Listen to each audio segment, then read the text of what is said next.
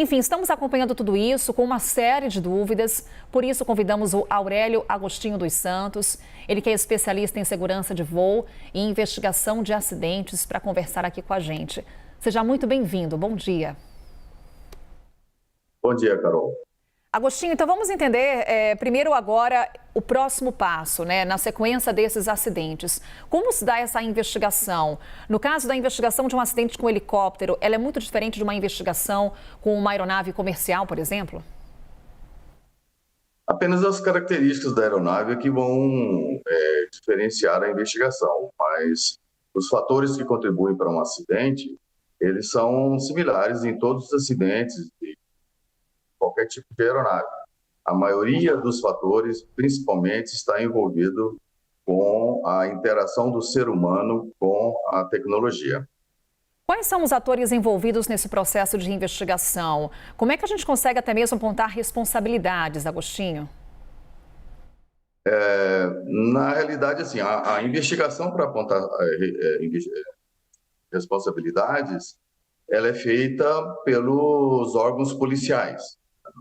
No caso do CENIPA, como você falou agora há pouco, né, que a FAB vai fazer a investigação, é uma investigação que não aponta responsabilidades, é uma investigação voltada exatamente para descobrir quais são os fatores que contribuíram para o acidente e, com isso, trabalhar junto aos operadores, junto aos proprietários, junto às empresas, para que... Perdemos o contato?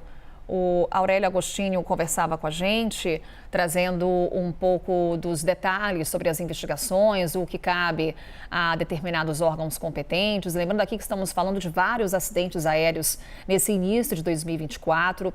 Foi o caso, por exemplo, ontem, do que acompanhamos no Japão. Tivemos uma edição aqui dedicada a essa cobertura. Então, nesse primeiro momento, Aurélio Agostinho falando conosco sobre a investigação do CENIPA, o que cabe ao CENIPA, à Força Aérea Brasileira, nas investigações de acidentes aéreos envolvendo helicópteros. Por favor, Aurélio, agora sim, o contato foi retomado.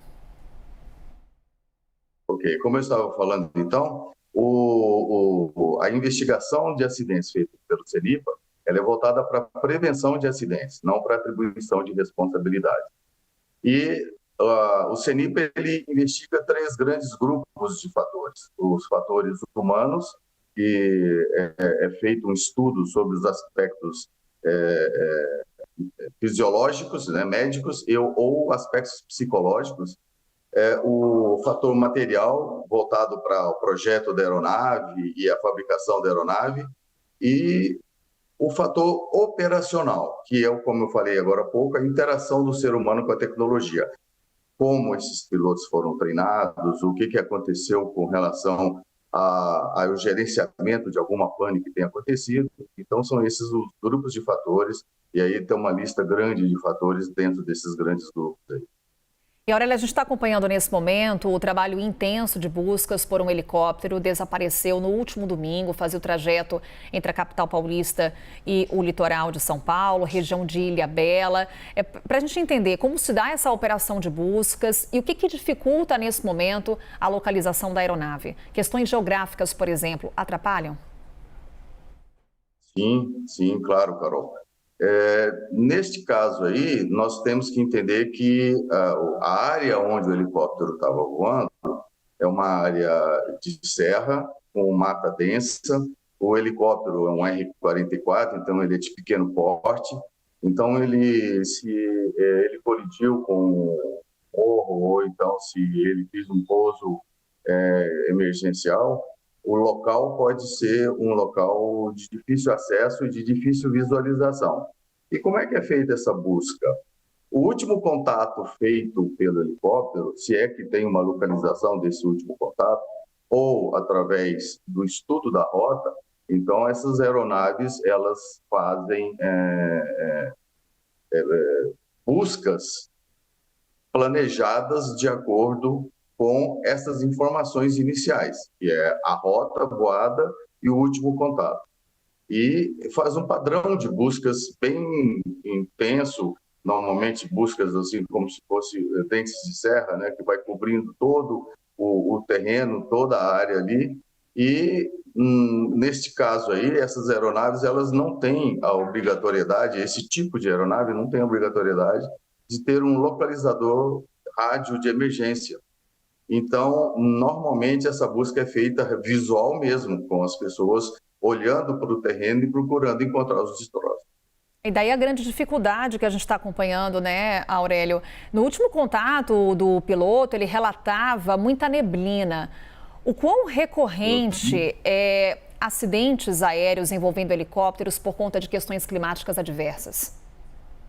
Esse tipo de helicóptero, ele é um helicóptero, lá no registro da ANAC, ele é homologado para voo, no máximo, visual noturno.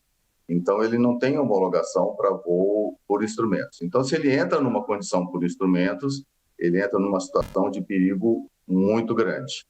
E nesses casos, quando você tem essa neblina, principalmente em região de serra, o que acontece? O piloto ele vai tentando se manter visual muitas vezes.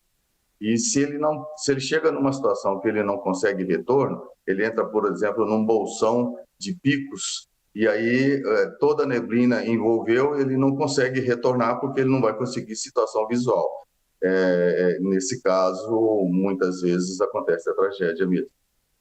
O quanto que a experiência do piloto, então, pesa nesse tipo de situação, né, Aurélio?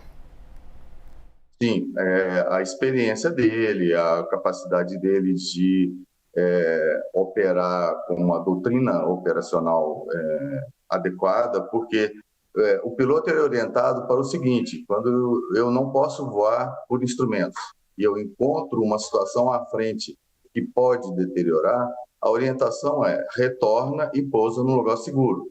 Mas, às vezes, nós somos seres humanos e, como tal, somos falhos. A gente entra numa situação do que se chama de visão de túnel. Ele começa a tentar buscar um caminho, quando ele vê, ele está numa situação onde ele quase que já não tem mais saída e acontece muitas vezes uma tragédia desse tipo. E, Aurélio, vamos falar agora sobre o outro caso, que é o caso de Minas Gerais. Temos mais uma vez aqui a imagem. É sempre complicado, obviamente, a investigação ainda está em andamento, mas trazer aqui algumas possibilidades para o que pode ter acontecido nesse episódio, diante dessas imagens que temos aqui. O helicóptero, ele tem uma queda ali muito brusca. Primeiro, te perguntar com relação a essa possibilidade do que pode ter acontecido e esse procedimento do piloto, que vai aí para essa região de lago, vai para uma região ali com a água, para conseguir, em certa medida, garantir a segurança dos passageiros. Lembrando, tem uma pessoa que morreu por conta desse acidente, teria ficado preso ao cinto e não conseguiu deixar a aeronave, porém, as outras pessoas que estavam a bordo conseguiram sobreviver. Porque a pergunta é como poderia ter acontecido, é isso? Exatamente. Qual é a principal possibilidade quando a gente está diante dessas imagens e também um pouco do que o procedimento que o piloto adotou ao lançar o helicóptero na água, provavelmente diante de alguma instabilidade? O que ocorre muitas vezes é que a gente não tem informações mais detalhadas sobre este acontecimento específico. A gente só tem esse vídeo e a gente vê a partir do momento que o helicóptero já está descendo. Então, aparenta muito uma falha de motor, por exemplo, né? Então, se o helicóptero tem uma falha de motor, ele precisa de uma de duas condições para que ele entre numa situação chamada de autorrotação. Ele precisa ter ou altitude para que ele possa acelerar para a velocidade de autorrotação, ou se ele estiver baixo, ele já tem que estar nessa velocidade de autorrotação. Então, existe uma altura, um gráfico que combina a altura com a velocidade do helicóptero, que chama curva do homem morto. Se ele estiver dentro desta curva do homem morto e ele tiver uma pane de motor, ele terá poucas possibilidades de colocar a aeronave numa condição de autorrotação. Então, nós podemos ver aí nesse vídeo que, a princípio, o helicóptero está com o nariz levantado, ele continua afundando com o nariz levantado e, de repente, ele começa a baixar o nariz, o que quer dizer que o piloto estava tentando acelerar a aeronave, pelo que parece, para uma velocidade de alta rotação, mas a altura não era suficiente. Então, aparenta que ele teve uma pane de motor dentro da curva do homem morto, e é bastante conhecido esse tipo de coisa pelos pilotos de helicóptero, mas é uma situação que muitas vezes as pessoas passam. Por exemplo, helicóptero que fica pairando sobre a Paulista lá, se ele estiver dentro da curva do Êmoi, se tiver uma pane de helicóptero, ele vai para a Paulista, isso aí não tem como. E aí a mesma coisa que a gente pode ver aí nesse caso. Então, na realidade aí, pela minha avaliação do pouco que se tem nesse vídeo, um pouco realmente. E o quanto que essas imagens ajudam nas investigações, né, Aurélio? De fato, esses vídeos feitos, o registro do momento exato da queda, auxiliam nos trabalhos das autoridades competentes? Auxiliam. Auxiliam não é, obviamente, em cima do vídeo que vai ser feita a investigação, vai ser feita toda uma investigação com relação à condição da aeronave e a partir dos destroços da aeronave.